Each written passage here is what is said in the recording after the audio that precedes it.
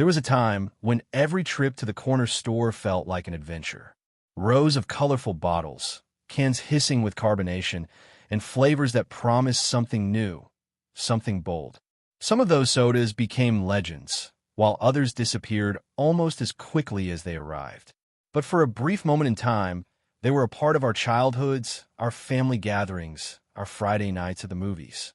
Today, we're opening the time capsule and counting down 25 classic soda flavors that disappeared from America. From clear colas to neon green sugar bombs, from strange coffee experiments to fruit flavors you never thought could come in a can, these are the sodas we loved, hated, and can't stop remembering. Some vanished quietly. Others sparked national outrage. And a few left behind cult followings that still beg for their return. Each one tells a story, not just about taste, but about the changing times in America. So crack open a cold one, if you can find it. And let's begin with one of the most talked about, most controversial sodas of the 1990s, a clear cola that promised purity, but left behind only confusion. Crystal Pepsi. In the early 1990s, America was obsessed with purity. Bottled water sales were rising, health trends were on the move, and companies were scrambling to rebrand themselves as cleaner, lighter, and fresher. And that's when Pepsi did something nobody expected. They made Cola Clear. Launched in 1992, Crystal Pepsi was Pepsi's bold experiment to reinvent soda for a health-conscious generation. The idea was simple. Same cola flavor, but crystal clear. No artificial colors, no caramel tint, just pure transparency. Pepsi marketed it as the future of soft drinks, spending millions on commercials featuring Van Halen's Right Now. It was flashy, futuristic, and unlike anything else on the shelf. For a moment, it worked. Consumers were curious. People lined up to try it, and sales spiked at launch.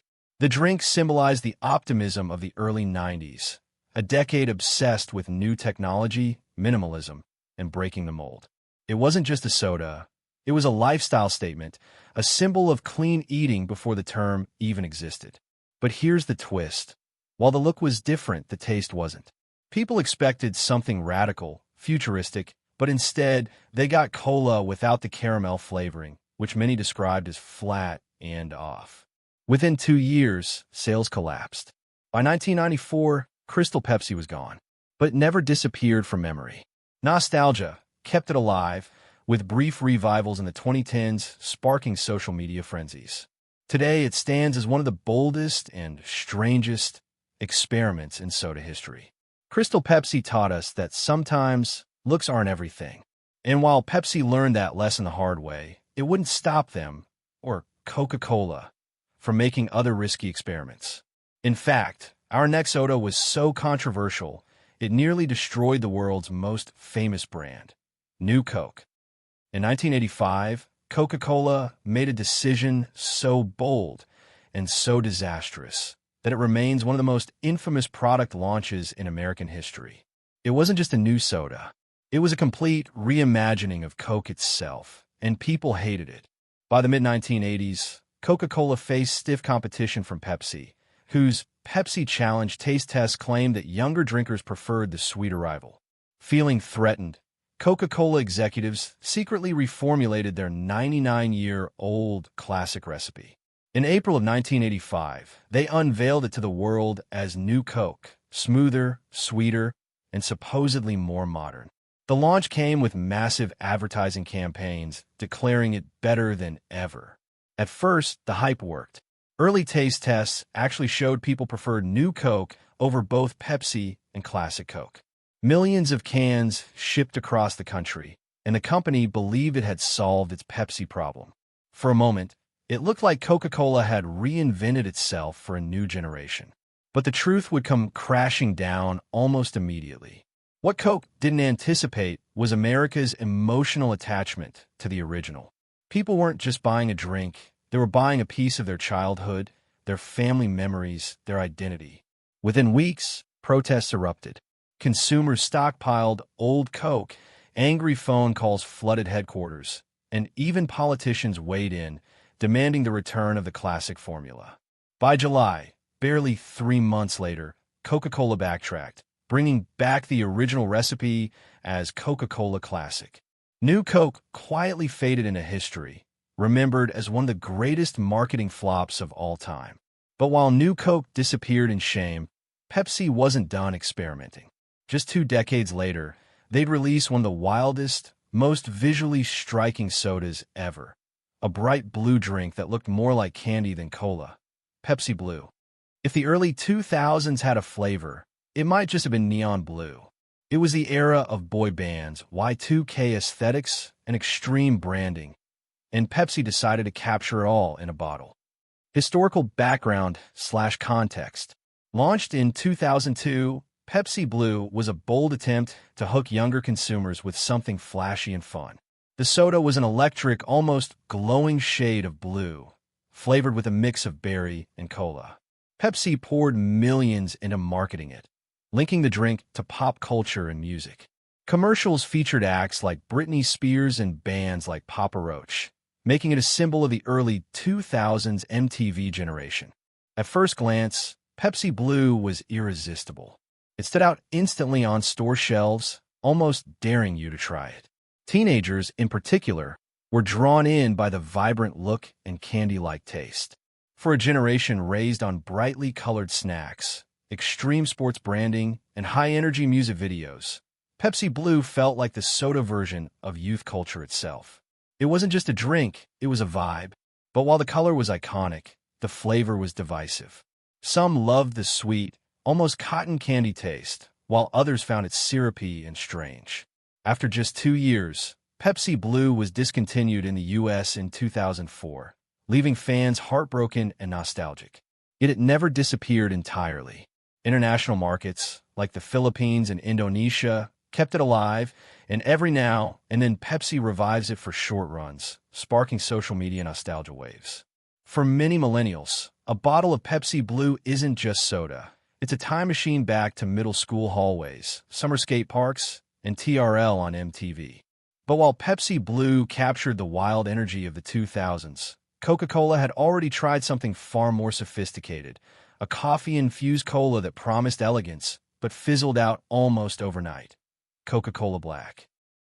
What happens when you mix America's most famous soda with the world's most beloved morning drink?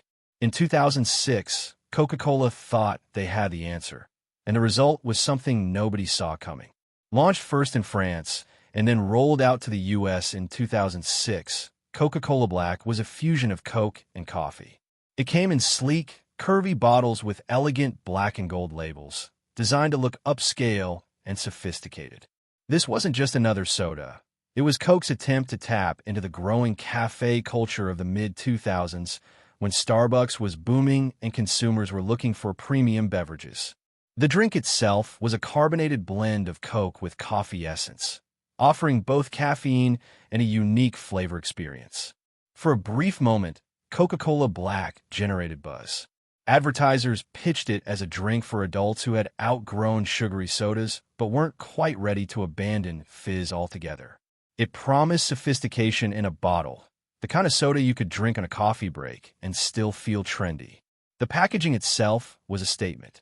Smaller bottles, premium branding, and a sleek design unlike anything Coke had sold before.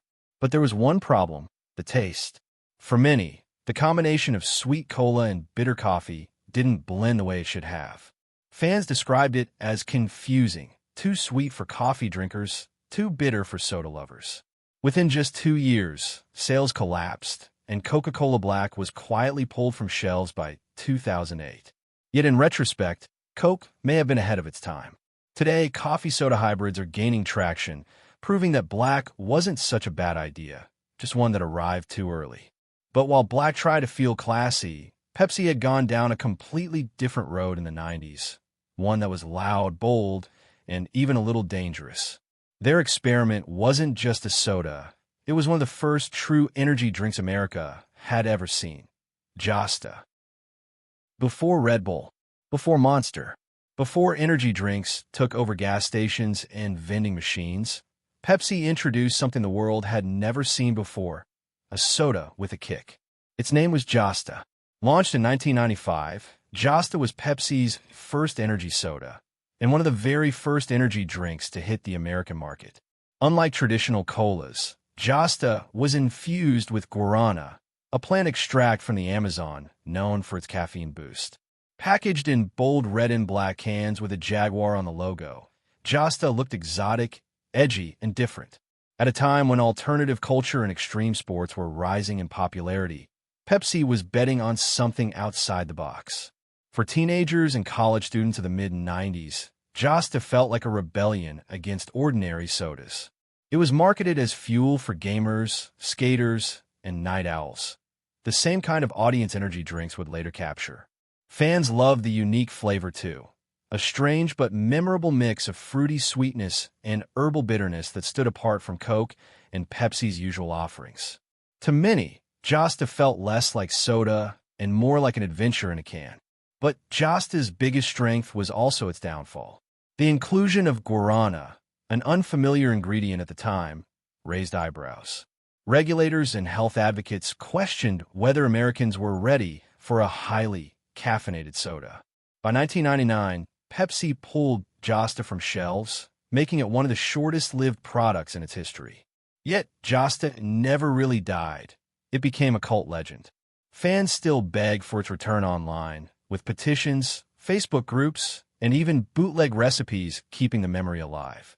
For those who tried it, Josta wasn't just a soda. It was the beginning of the energy drink era in America. But while Josta went for high energy and exotic flair, Pepsi's next big experiment in the 1990s wasn't about intensity. It was about irony. Their idea was to create an anti-soda, a drink that mocked the very industry it came from. That strange little experiment was called OK Soda. What if a soda didn't try to be cool, but instead admitted it might not be cool at all? In the mid-1990s, Pepsi attempted one of the strangest marketing stunts in soda history, and the result was a drink called OK Soda. Launched in 1993, OK Soda was Pepsi's attempt to reach Generation X, a generation known for skepticism, irony, and rebellion against traditional advertising. Instead of flashy logos and upbeat jingles, OK Soda's cans were covered in odd, comic-style artwork with mysterious slogans like "Everything's going to be okay" and "What's the point?" Even the name itself, OK, was deliberately underwhelming, a rejection of the super and extreme branding of the time. The soda inside was equally strange, a citrusy, cinnamon-like cola that didn't taste quite like anything else on the market. For a certain audience, OK Soda was fascinating. It wasn't selling happiness or fun. It was selling apathy, and that made it strangely cool.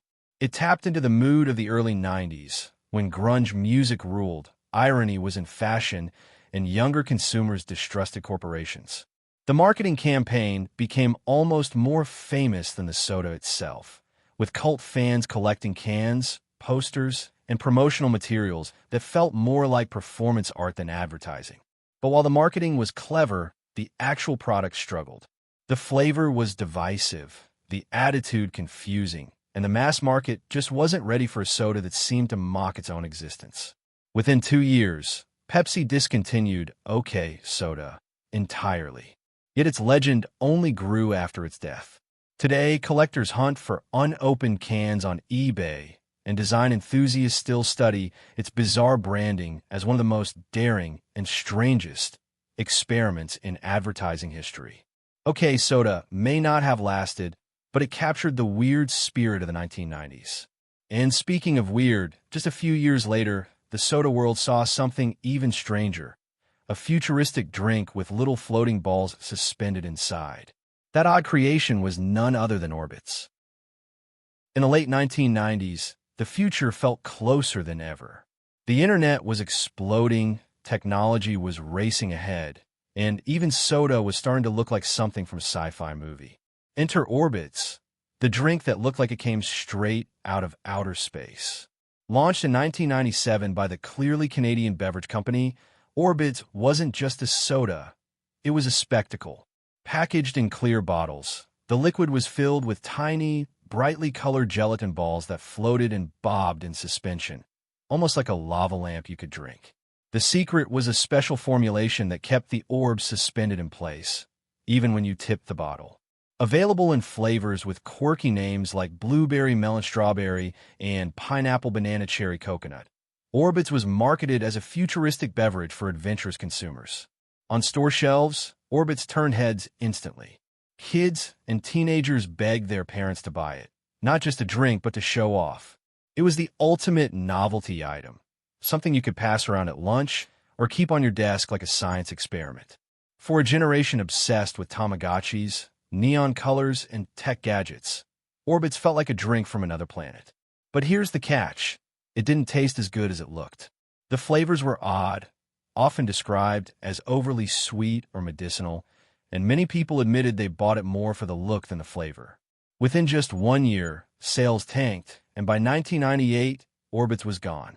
Yet its image lives on in nostalgia forums, YouTube taste test videos, and vintage bottle collections. For those who remember it, Orbitz wasn't just a soda, it was a symbol of late 90s futurism, when even your drink could double as a conversation piece. Orbitz may have been short-lived, but it captured the imagination. Around the same time, another soda was aiming to capture energy, and a whole generation of kids who wanted something louder, stronger, and more extreme. That soda was the neon green powerhouse known as Surge. In the late 1990s, soda wasn't just about taste, it was about attitude. And nothing screamed extreme louder than a neon green can of Surge. Surge was introduced by Coca-Cola in 1997 as their direct answer to PepsiCo's wildly popular Mountain Dew. Marketed as an extreme citrus soda, Surge was designed to fuel the 1990s craze for skateboarding, BMX biking, and video games. The ads were loud, chaotic, and aimed squarely at teenage boys. Commercials showed kids diving off cliffs, crashing through walls, and chugging Surge like it was rocket fuel. Even the logo looked like it was exploding off the can. For a generation raised on extreme sports and Nickelodeon slime, Surge was irresistible. Its bright green color and sugary, citrus punch made it stand out instantly. Schools even banned it in some districts because of its high caffeine and sugar content, which only added to its rebellious appeal. For teenagers in the late 90s, cracking open a Surge was like joining a secret club, the drink of choice for all-night sleepovers, LAN parties, and playground dares. But despite its cult following, Surge struggled to compete with Mountain Dew's dominance. By 2003, sales declined, and Coke pulled it from shelves in the U.S. Fans mourned its disappearance. And for years, Surge lived on only in memory, until the internet brought it back. In the 2010s, fan campaigns, petitions, and social media movements convinced Coca-Cola to briefly revive Surge, making it one of the first sodas resurrected purely by online nostalgia. Today, Surge is remembered not just as a soda, but as a cultural moment, a taste of the wild, chaotic spirit of the late 90s. While Surge represented youthful chaos and energy, another soda from Coca-Cola represented something entirely different: elegance, dieting, and changing lifestyles. It became a quiet cultural icon for decades before vanishing in 2020. That drink was Tab. Long before Diet Coke ruled the shelves, there was another name that defined the world of sugar-free soda. It was sleek, it was pink, and for nearly 6 decades, it was a cultural icon: Tab. Introduced by Coca-Cola in 1963, Tab was the company's very first diet soda, designed for calorie-conscious Americans at the height of the post-war dieting craze. The name Tab supposedly came from the idea of keeping tabs on your weight, and it quickly became the drink of choice for those looking to slim down without giving up soda. Packaged in distinctive pink cans, Tab carved out a loyal following, especially among women in the 1960s and 70s. It wasn't just a beverage, it was a statement of the new, modern lifestyle. Tab exploded in popularity during the 1970s and 80s, appearing in everything from TV shows to movies. It was considered chic, stylish, and just a little bit edgy. Even when Diet Coke arrived in 1982 and began dominating the market, Tab refused to disappear. It had its own cult fanbase who swore it tasted better, sharper, crisper, and less sweet than its younger cousin. For many, Tab wasn't just about flavor. it was about identity. It was the soda of choice for dieters, office workers, and suburban moms alike. But time eventually caught up with Tab. As low-calorie and zero-sugar drinks evolved, its quirky charm began to fade. Coca-Cola quietly reduced its distribution over the years, until finally, in 2020, Tab was officially discontinued after nearly 60 years. The announcement broke hearts. Fans stockpiled cases, petitions circulated, and longtime drinkers mourned what felt like the loss of an old friend. To this day, Tab remains one of the longest-running diet sodas in history, proof that even a niche drink can leave behind a massive cultural footprint. Tab may have represented dieting and sophistication, but some sodas were all about pure, childlike fun. And in the 1980s, nothing captured that sugary innocence better than a drink that tasted just like bubblegum. That drink was Hubba Bubba soda. If you grew up in the 1980s, you probably remember the joy of unwrapping a stick of Hubba Bubba bubblegum. That chewy, sweet blast of flavor that felt like pure childhood. But what if someone bottled that taste and turned it into a drink? Well, they actually did. Hubba Bubba soda was introduced in the 1980s, riding the wave of candy-inspired products that were everywhere at the time. Bubblegum ice cream, bubblegum toothpaste, even bubblegum lip gloss. If it could be flavored like gum, it existed. The soda came in bright, colorful cans and promised the same iconic taste as the gum, only fizzier. It was marketed mainly toward kids and teenagers, tapping into the era's love for fun, novelty, and sugary indulgence. For kids, Hubba Bubba soda was like a dream come true. Drinking a soda that tasted exactly like bubblegum felt rebellious, exciting, and just a little over the top. It showed up at birthday parties, roller rinks, and arcades, the perfect drink for an 80s childhood. Even though parents weren't thrilled about yet another sugar-packed product, kids couldn't resist the idea of sipping their favorite gum. For many, even a single can become a core memory of being young in the neon decade. But novelty doesn't always equal staying power. As fun as it was, Hubba Bubba soda's flavor quickly wore out its welcome. The same sweetness that made kids love, it also made it hard for adults to enjoy. By the end of the decade, the soda disappeared from shelves, leaving only a handful of collectors' cans behind. Today, when people talk about it online, it's with a mix of laughter and longing, a reminder of a time when companies weren't afraid to go all in on fun, no matter how strange the ideas seemed. Hubba Bubba soda may have captured childhood sweetness, but not every soda aimed for candy-like fun. In fact, just a couple of decades later, Pepsi tried something very different, a holiday-inspired cola that mixed cinnamon spice with tradition. That limited-time experiment was called Pepsi Holiday Spice. The holidays have always been about tradition. Turkey dinners, gingerbread cookies, cinnamon in the air. But in the mid-2000s, Pepsi tried to capture that feeling in a bottle with a soda that was equal parts festive and puzzling. Launched in 2004, Pepsi Holiday Spice was a limited edition cola released during the winter season. Its formula took the standard Pepsi flavor and added a distinct blend of cinnamon and ginger. Packaged in red and gold cans that evoked Christmas cheer, it was marketed as the perfect companion for holiday celebrations. Pepsi positioned it as something different from the usual seasonal offerings, not eggnog, not cider, but a festive twist on cola itself. For those who tried it, Pepsi Holiday Spice felt novel. At holiday parties, it stood out as a fun alternative to regular sodas, and some people genuinely loved the warming spice that paired with desserts and cookies. It also appealed to adventurous soda fans eager for something that felt special and fleeting. In an era when brands were experimenting more with seasonal and limited releases, Pepsi Holiday Spice was an early example of a soda designed for nostalgia in the making. But not everyone was on board. Many found the combination odd, with some describing it as tasting like cola mixed with potpourri. Its flavor divided households. You either loved it or poured it down the sink. By 2006, Pepsi quietly discontinued Holiday Spice after just 2 seasons. But like many short-lived sodas, it didn't fade completely. Fans still reminisce online about its cozy, cinnamon bite, and every December, nostalgia threads pop up wishing Pepsi would bring it back. For those who remember, it wasn't just a soda, it was a sip of the holidays, bottled for a very brief time. Pepsi's holiday experiment may not have lasted, but Coca-Cola had its own share of forgotten flavor adventures.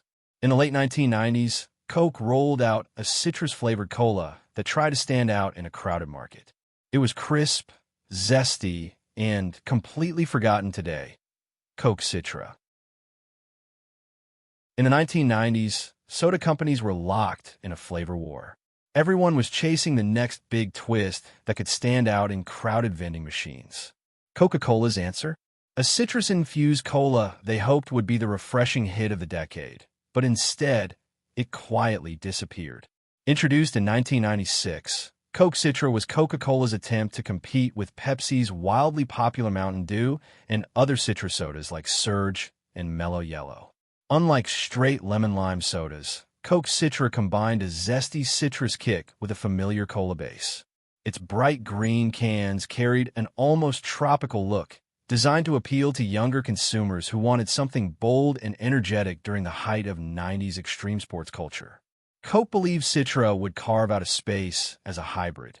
Not quite a cola, not quite a lemon-lime soda, but something in between. For those who tried it, Coke Citra was a refreshing surprise. The citrus notes gave it a lighter, sharper edge than regular Coke, and it was especially popular in warm weather regions where a crisp soda felt more refreshing. Some fans even argued that it tasted better than Mellow Yellow, with a cleaner finish and less sweetness. For a brief moment, Coke Citra represented the company's push to innovate and chase younger audiences in an era defined by extreme branding and wild flavors. But despite its clever positioning, Coke Citra never found its footing. It was squeezed out by the giants of the citrus soda category, overshadowed by Mountain Dew's dominance and the cult following of Surge. By the early 2000s, it was discontinued in the U.S., vanishing almost as quickly as it appeared. Today, very few people even remember Coke Citra existed, and when it does pop up in nostalgia threads, it feels almost like a soda Mandela effect. Did Coke really make a citrus cola, or am I imagining it? But for those who sipped it back in the late 90s, it's a lost treasure of soda experimentation. Coca-Cola wasn't done experimenting with twists, though. Just a few years later, they decided to mix two worlds together, classic Coke and one of the most beloved dessert flavors of all time. The result was Coca-Cola with vanilla. There's something timeless about the taste of vanilla in ice cream, in milkshakes, even in the aroma of fresh-baked cookies. In the early 2000s, Coca-Cola decided to bottle that feeling and merge it with their iconic soda. The result was Vanilla Coke, a drink that felt both nostalgic and brand new. Launched in 2002, Coca-Cola with vanilla was the company's first major new flavor in over 2 decades. Inspired by the way people often added a splash of vanilla syrup to fountain drinks at diners and soda shops, Coca-Cola hoped to capture that nostalgic ritual in a ready-made can. With sleek golden and red packaging and a marketing campaign aimed at young adults who crave something retro yet fresh, Vanilla Coke was positioned as a flavor twist with wide appeal. For many, the launch was a hit. Vanilla Coke quickly gained popularity, especially among younger drinkers who enjoyed its sweet, creamy profile. It felt indulgent, almost like a dessert in a bottle, and it stood out in vending machines filled with traditional flavors. In fact, its release sparked a wave of copycats, with Pepsi rolling out its own vanilla cola not long after. For a moment, vanilla was the hottest flavor in soda culture, bringing back the nostalgic vibes of 1950s soda fountains in a new millennium. But as quickly as it rose, Vanilla Coke began to fade. Sales declined after the initial hype, and by 2005, Coca-Cola pulled it from the U.S. market. Fans were devastated, sparking online petitions and passionate pleas for its return. After years of absence, it was briefly revived, though it never reached the fever pitch of its debut. Today, you can still find Vanilla Coke in select markets, but for many, it remains a reminder of the early 2000s, a time when Coke dared to bring a diner classic back to life, only to watch it slip away again. But if Vanilla Coke felt sweet and indulgent, Coca-Cola wasn't afraid to swing in the opposite direction. Just a few years later, they introduced a darker, bolder experiment that gave soda drinkers a taste of the tropics. That was the short-lived and mysterious Coca-Cola Blāk. What if your morning coffee and your afternoon soda became one drink? In 2006, Coca-Cola thought they had found the future, a cola with a sophisticated twist of coffee. They called it Coca-Cola Blāk, and while it promised to blend two worlds, it ended up vanishing almost as quickly as it arrived. Launched first in France in 2006, and then in the US, Coca-Cola Blāk was marketed as a premium beverage for adults who wanted more than just a sugar rush. It came in an elegant glass bottle, slimmer than a typical soda, with sleek black and bronze branding meant to look upscale. The drink itself combined classic Coca-Cola with coffee essence and sweeteners, producing a unique cola-coffee fusion. Coca-Cola positioned it as a midday recharge drink, appealing to professionals who wanted something more refined than an energy drink, but more exciting than plain coffee. At first, Blāk intrigued people. Soda lovers wanted to try this unusual blend, and coffee drinkers were curious to see how it measured up. For a brief moment, it felt like Coca-Cola had tapped into the growing coffeehouse culture of the 2000s, where Starbucks and espresso bars were exploding in popularity. Blāk had potential to ride that wave, giving Coke a new audience beyond teens and young adults. But the taste split the public right down the middle. Some found it rich and refreshing, while others thought it was bitter, confusing, or downright unpleasant. Within just 2 years, Blāk was discontinued in the US, becoming one of Coca-Cola's most short-lived experiments. Ironically, years later, the idea resurfaced when Coca-Cola reintroduced a new version, Coca-Cola with coffee, in 2021. For fans of the original Blāk, it felt like déjà vu, but nothing could quite recapture the mystique of that sleek black bottle from 2006. But Coca-Cola wasn't the only one experimenting with unusual blends. Around the same time, their biggest rival, Pepsi, decided to take cola in a fruity direction that divided soda fans even more. That was the curious case of Pepsi Blue. If you grew up in the early 2000s, chances are you remember a soda so bright it looked almost radioactive.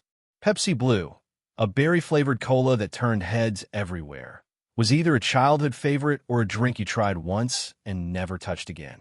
Introduced in 2002, Pepsi Blue was Pepsi's answer to the wave of experimental, youth-targeted sodas hitting the market.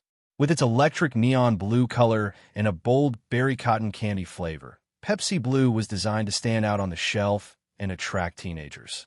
The early 2000s were a time of extreme flavors, from Mountain Dew Code Red to bizarre energy drinks, and Pepsi wanted to capture that trend. They marketed it heavily, even tying it into pop culture with sponsorships, including Britney Spears commercials and product placement with popular bands of the era. At its peak, Pepsi Blue was more than a soda. It was a cultural moment. Kids loved its bright, almost futuristic look, and the taste was unlike anything else in Pepsi's lineup. For many, it became a symbol of the early 2000s, a time of bold marketing, extreme branding, and wild flavors designed to push boundaries. Collectors today still seek out original bottles, which have become nostalgic relics of that decade. But Pepsi Blue's boldness also led to its downfall.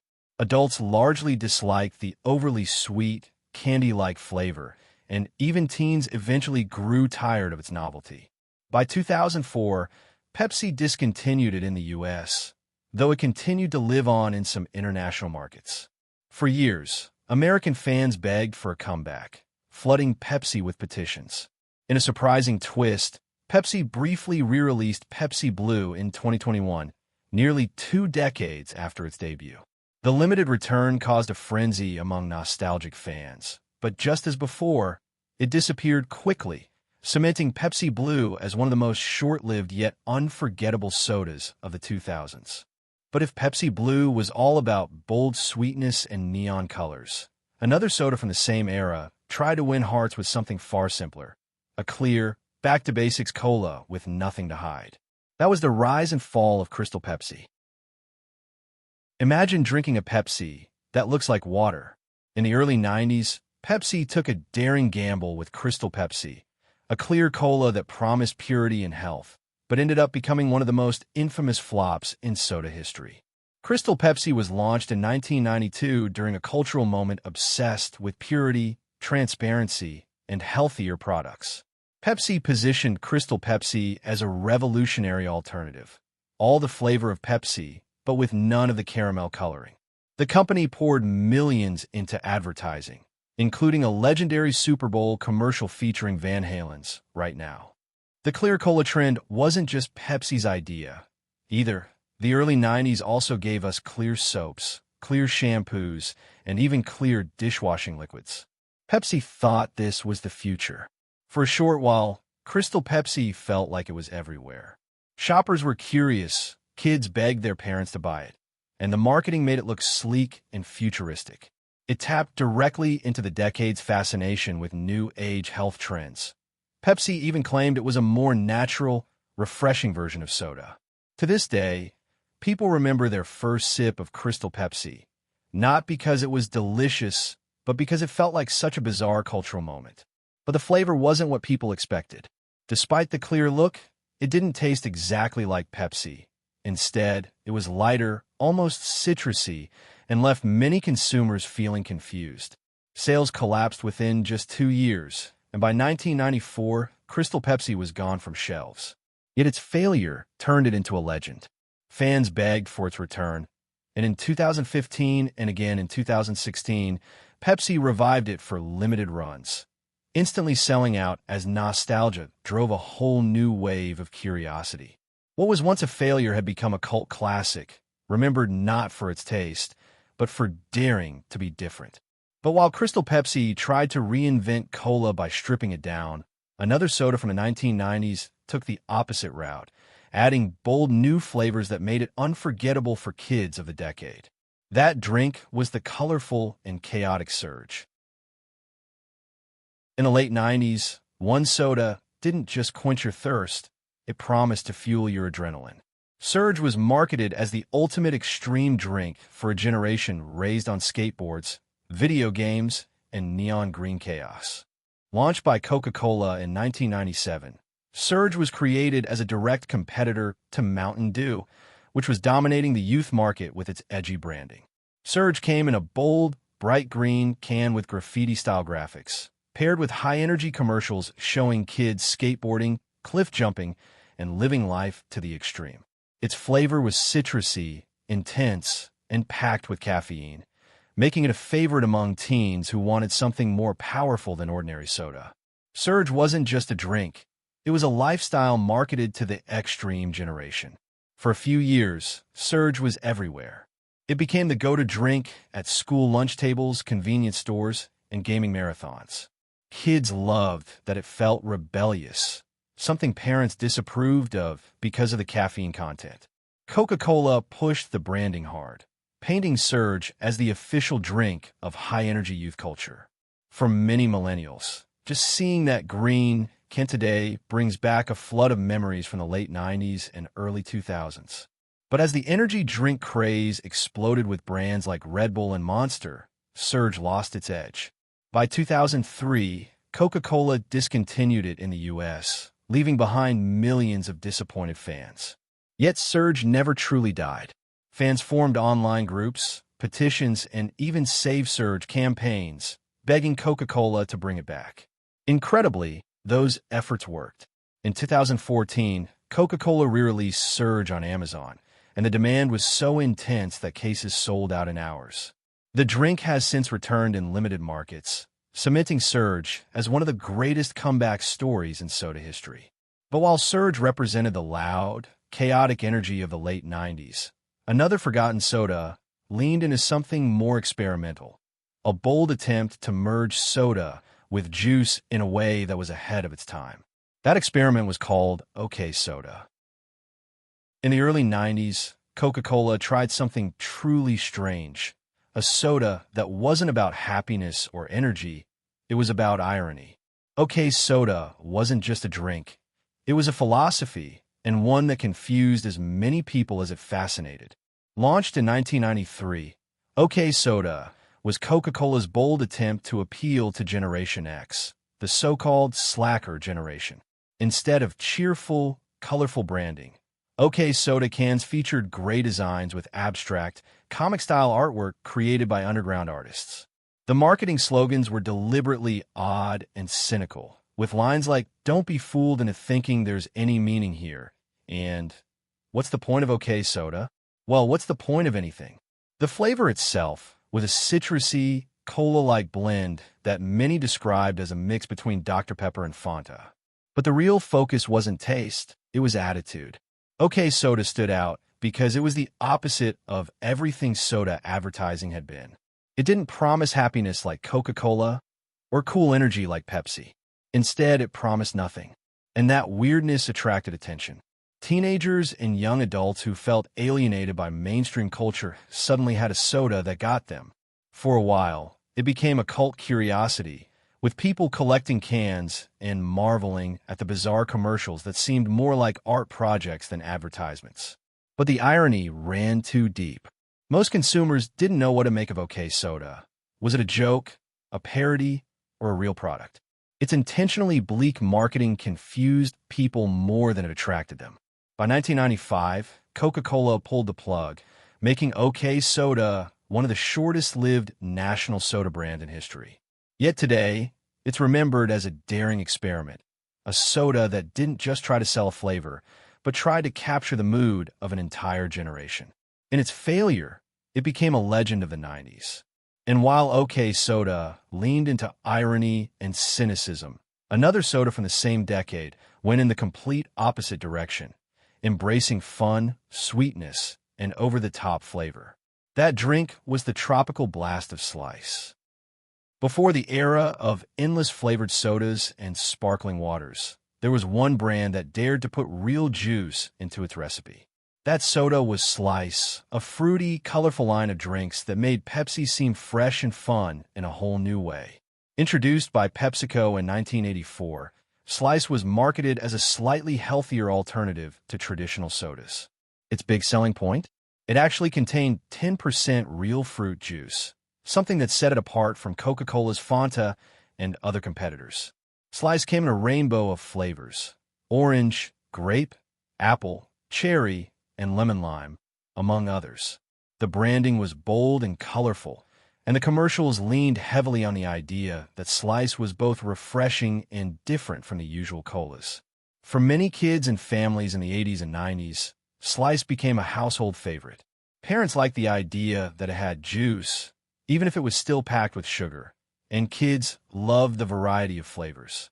It felt like a treat that wasn't quite as guilty as other sodas. Over time, Slice expanded into quirky flavors like mandarin orange and peach, which gave it a unique edge in the soda aisle. For a while, Slice was Pepsi's big weapon in the fruit soda wars, and it had a loyal following. But by the 2000s, Slice started to lose its fizz. Pepsi shifted focus to Sierra Mist, pushing Slice further into the background until it was eventually discontinued in 2009. For many, its disappearance went almost unnoticed, but those who grew up drinking it still remember the thrill of cracking open a can of grape Slice on a hot day. In 2018, a group of entrepreneurs even tried to revive the brand as a sparkling juice drink, proving that nostalgia for Slice still runs strong. But while Slice tried to mix fruit juice with soda, another drink aimed to blend tradition with something far spicier, a bold flavor rooted in classic American sass. That drink was sassafras root beer. Long before root beer was a sugary soda in a can, it was a homemade tonic brewed from real roots. At the heart of it all was sassafras, a plant so iconic to American history. It was once believed to have healing powers, but it disappeared from sodas almost overnight. Root beer has deep roots in American tradition, with recipes dating back to Native American herbal drinks and early colonial tonics. The original ingredient that gave root beer its unique, earthy flavor was sassafras root. Families brewed it at home, and later commercial brands like Hires Root Beer in the late 1800s popularized it nationwide. Sassafras wasn't just tasty. For centuries, it was thought to have medicinal qualities, used in teas, remedies, and even perfumes. Sassafras gave root beer its unmistakable depth, a rich, woodsy, slightly sweet taste that made it unlike any other soda. For generations of Americans, that flavor was childhood itself, whether from frosty mugs at soda fountains or homemade batches simmered on the stove. Root beer floats, in particular, became a timeless treat, and sassafras was at the heart of that magic. But in 1960, the FDA dropped a bombshell. Saffrole, a natural oil in sassafras, was declared a potential carcinogen. Overnight, sassafras was banned as a soda ingredient. Root beer companies scrambled to reformulate their recipes using artificial flavoring and other botanicals. The flavor survived, but many who grew up before 1960 swear that root beer never tasted quite the same again. What was once a cornerstone of American soda culture was suddenly rewritten by science and regulation. And while sassafras root beer vanished because of health concerns, another soda disappeared simply because it was too unusual for the mainstream. That bold experiment was Orbitz, the soda with floating balls. Imagine opening a bottle of soda and seeing colorful little orbs floating inside, suspended like something from outer space. That wasn't science fiction, it was Orbitz, one of the strangest sodas ever sold in America. Launched in 1997 by the clearly Canadian beverage company, Orbitz was marketed as a texturally enhanced alternative beverage. The clear bottles revealed a futuristic-looking drink with tiny, gelatin-like balls suspended in the liquid. It came in unusual flavors like pineapple banana, cherry coconut, and blueberry melon strawberry. To kids in the 90s, Orbitz looked more like a lava lamp than a soda, and that was part of its charm. Orbitz was unlike anything else in the soda aisle. The drink played directly into the futuristic, space-age vibe of the late 90s, when technology and Y2K were capturing the imagination of a generation. It was marketed as the beverage with balls, and for a short moment, Orbitz became a playground legend. Kids begged their parents to buy it, not so much for the taste, which many found odd, but for the sheer novelty of drinking a floating galaxy in a bottle. But Orbitz was more spectacle than substance. The flavors didn't quite win people over, and once the novelty wore off, sales plummeted. By 1998, Orbitz was discontinued, surviving only in collectors' shelves and memories of those who dared to try it. Today, unopened bottles of Orbitz sell for hundreds of dollars online, a relic of a soda that was more about experience than refreshment. For many, Orbitz symbolizes the wild, experimental spirit of 90s snacks and drinks, a time when anything seemed possible, even soda with floating balls. But while Orbitz fizzled out because it was too futuristic, another classic soda disappeared because it was simply too old-fashioned. Let's step back to a flavor that once defined the Wild West itself, sarsaparilla. If you've ever watched an old Western movie, chances are you've heard the cowboy stroll up to the bar and order sarsaparilla. But for generations of Americans, this wasn't just a movie prop. It was a real soda, once as popular as root beer itself. Sarsaparilla comes from the root of the smilax plant, used by indigenous peoples of the Americas for centuries as a medicinal drink. By the 19th century, it had become a staple tonic in apothecaries and saloons. Its herbal, slightly spicy flavor made it a refreshing alternative to alcoholic drinks, especially in an era when temperance movements were sweeping across America. Brands like Hires and A&W once made sarsaparilla a household name. To many, sarsaparilla was more than just a soda. It was tied to the image of the Wild West. Cowboys, pioneers, and travelers all enjoyed it as a rugged, earthy drink. Its flavor, similar to root beer but sharper and more herbal, gave it a reputation as a grown-up soda. For kids in the early 20th century, ordering a sarsaparilla at the local soda fountain felt like stepping into cowboy boots for a moment. But as root beer gained national dominance, sarsaparilla began to fade. By the mid-20th century, most companies dropped it from their lineups, and it became a rare novelty found only in specialty shops or tourist towns. Today, sarsaparilla is remembered less as a drink and more as a cultural symbol, a nostalgic reminder of the Old West and the days when sodas were handcrafted tonics rather than mass-produced cans. For many, sipping one today feels like stepping into a time machine. And while sarsaparilla slowly disappeared into history, another soda vanished much faster, despite having one of the most loyal cult followings of the 80s and 90s. That drink was none other than Crystal Pepsi. In the early 90s, Pepsi asked a daring question. What if soda could be clear, but still taste like cola? The result was Crystal Pepsi, a drink that looked like water but promised the flavor of America's favorite cola. Historical background/context. Crystal Pepsi was launched in 1992 during the height of the clear craze, when product from soaps to computers were being sold in transparent packaging. PepsiCo wanted to capture that clean, futuristic vibe with a cola that had no caramel coloring. Marketed as a pure alternative to regular sodas, it came in sleek glass and plastic bottles that stood out on the shelves. The initial buzz was enormous, with Super Bowl ads and massive media coverage fueling curiosity. Why it mattered or was popular? Crystal Pepsi wasn't just a soda, it was a cultural moment. People rushed to try it, fascinated by the clear look but familiar flavor. It tapped into early 90s health-conscious marketing, making soda seem somehow lighter and more natural. For a brief moment, it looked like Crystal Pepsi might actually redefine cola. Many fans still swear the taste was slightly different, smoother, less syrupy, giving it a unique identity beyond just its looks. Emotional or shocking twist. But the hype didn't last. By 1994, Pepsi pulled it from shelves after declining sales and confused consumers. Some couldn't reconcile the look of a lemon-lime soda with the taste of cola. Despite its failure, Crystal Pepsi never truly left America's memory. It returned briefly in nostalgic limited runs in the 2010s, proving that even a failed product can leave a lasting cultural footprint.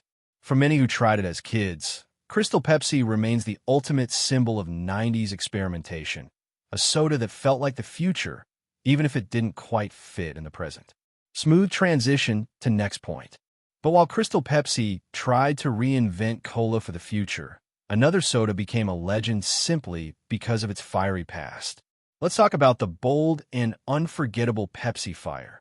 Not every soda was designed to be refreshing. Some are meant to shock your taste buds, and Pepsi Fire was exactly that. A cinnamon-flavored cola that burned as much as it quenched.